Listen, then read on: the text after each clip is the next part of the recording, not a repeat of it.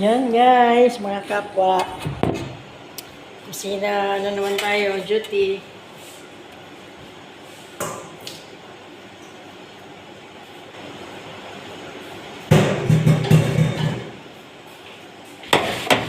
Luto ka ng budaldel.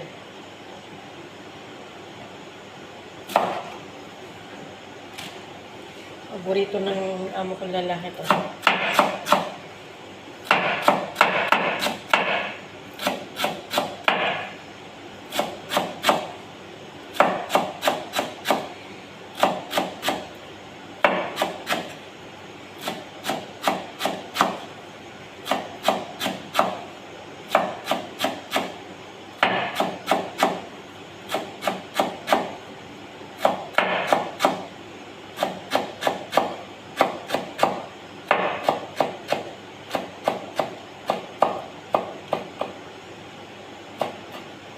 Ihalo natin ito sa kanin.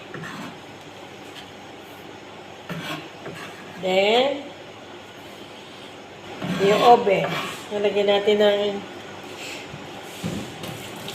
cream cheese and sour cream. Magbo-boil na tayo na manok.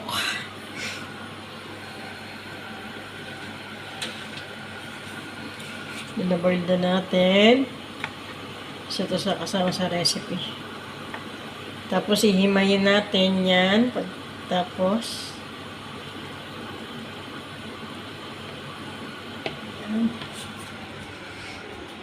duty na tayo.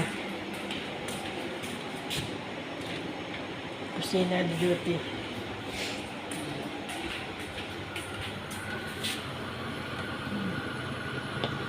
Tapos itong sabaw niya na pinagkuluan.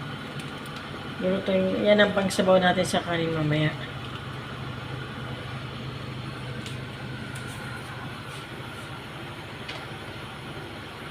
Tapos yan. Nagluto yung amo natin ng sili. Bobote-bote niya to. Ako, ipaparapol niya yata. Niluto niya or bibigay mga kaibigan niya. Nagluto siya, tapos pinatikim tayo. Diyos ko, sobrang anghang. Tinikman niya nga, nakita ko yung mukha niya, namumula-mula.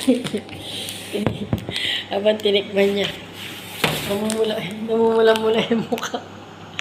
Sobrang anghang, Diyos ko, purong sili.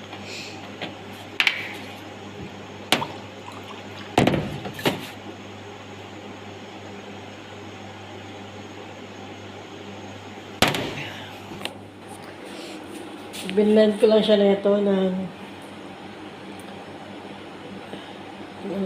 bawang. Tapos nag-binlend ko rin yung sili. Ganito yun ah.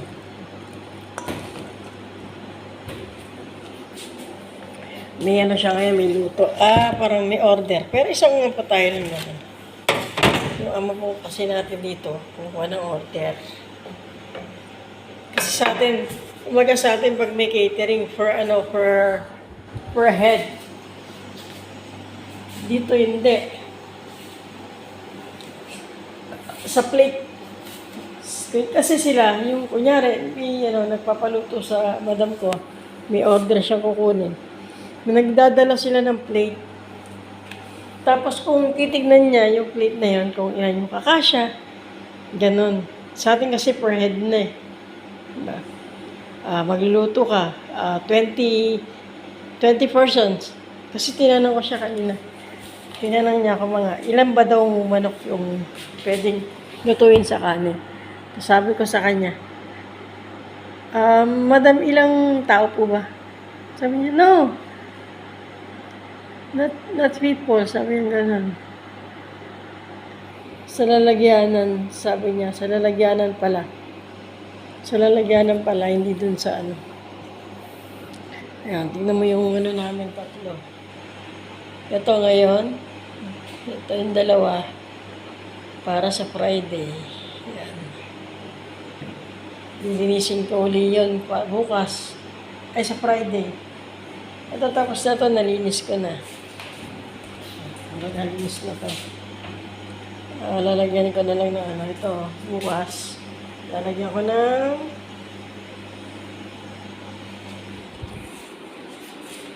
lalainingan ko na para ang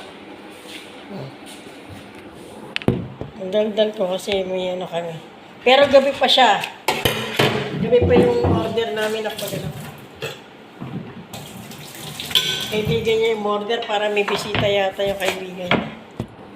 Sa Friday kaming maraming ano, gagawin. Ngayon gagawa lang ako na prepare lang para sa kanya.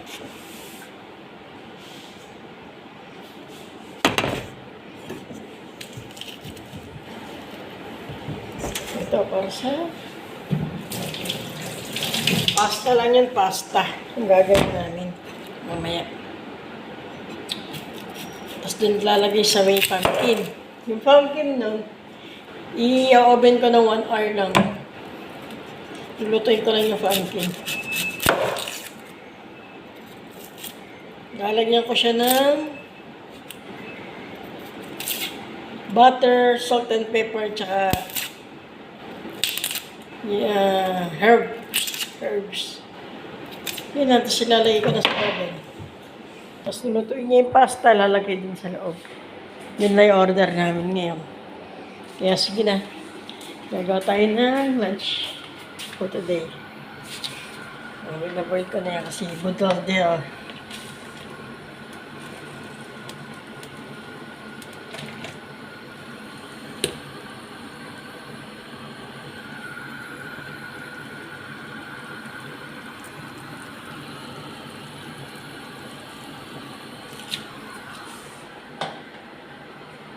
Hanggang dito na lang mga kapwa. Because papunta ako sa loob. Bye-bye. Bye-ish.